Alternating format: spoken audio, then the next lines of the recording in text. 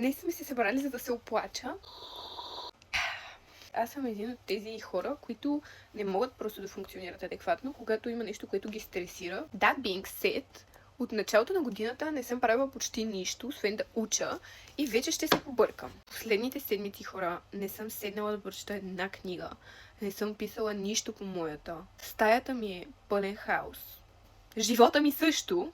Сега се оправям, ще ходя на мюзикъл с майка ми. Проблемът е, че аз дори да реша да направя нещо различно, през цялото време си мисля за изпитите ми. Всъщност не обясних какво се случва, но аз уча задочно. И януари месец лекциите ми започнаха и продължиха до към средата на февруари. А след това започнах да уча за сесията, която започва месец по-късно, в която съм в момента реално. Трябва да си купя стрелка за молив, защото вижте с какво работя.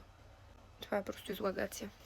Докъде бях стигнала. Но точно в февруари месец така се случи, че аз пътувах 2 пъти. И следователно започнах да уча по-сериозно, чак когато се прибрах в началото на март. Днес имах изпит по криминална психология, мина окей. И реално ми остава само още един по история на психологията в петък. Но тъй като ме скъсаха по диференциална психология, дори да успея някакси на магия да си взема този изпит в петък, аз все пак ще трябва да ходя на поправка май месец.